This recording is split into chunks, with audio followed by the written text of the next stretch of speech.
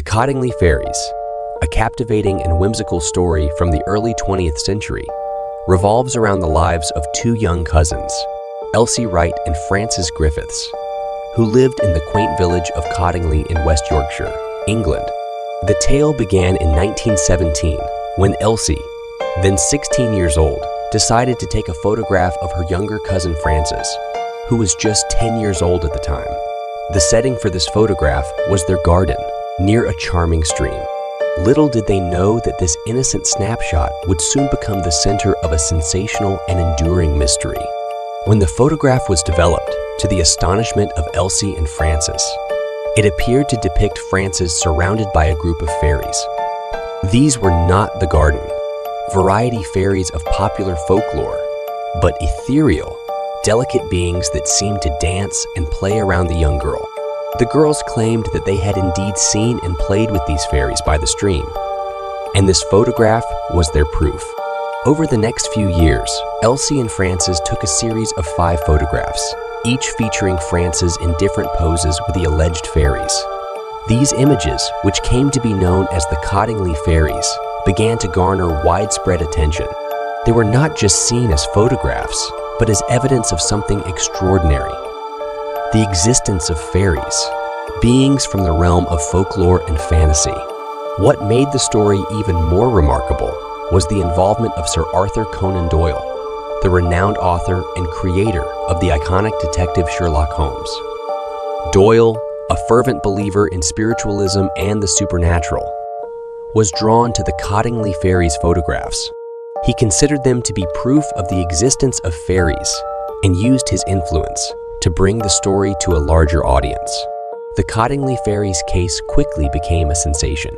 It was a time when the world was still emerging from the shadows of World War I, and people were yearning for a touch of magic and wonder. The photographs seemed to offer a glimpse into an enchanted world that many wished to believe in. Debates about the authenticity of the photographs raged on for decades. While some were skeptical and believed the images were hoaxes, others defended their legitimacy, pointing to Doyle's endorsement as validation. However, in the 1980s, the truth behind the Cottingley Fairies was finally revealed. Elsie and Frances, now elderly women, admitted that the photographs were, in fact, elaborate hoaxes. They had created the fairy figures using paper cutouts from a popular children's book and attached them to the scenes with hatpins. The Cottingley Fairies, which had enchanted the world for so long, were a product of the girls' playful imagination and photographic experimentation. The Cottingley Fairies case stands as a remarkable chapter in the history of hoaxes and folklore.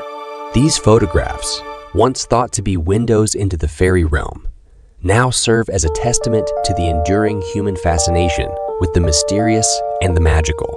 They continue to captivate those who encounter them, not as evidence of fairies, but as a testament to the enduring power of storytelling and the human imagination.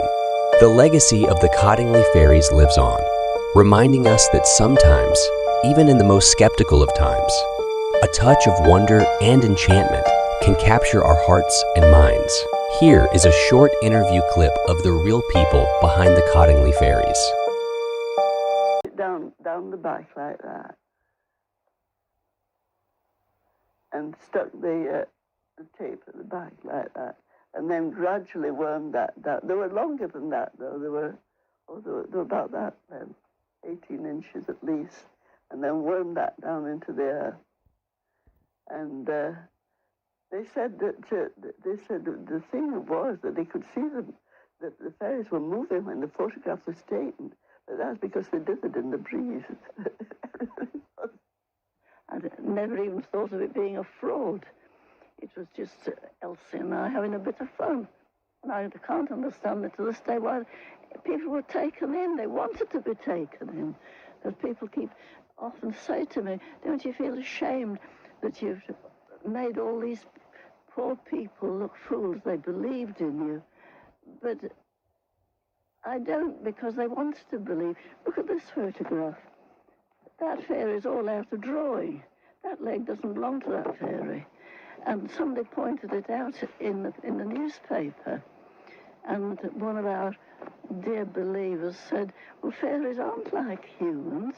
They haven't got bodies like we have, or the skeleton, arms and legs. They sort of put it together with thought, and sometimes it doesn't come out right. We didn't have to tell a lie about it at all, because always somebody came out to justify it. It was very embarrassing because, I mean, two village kids and a brilliant man like Conan Doyle, well, we could only just keep quiet.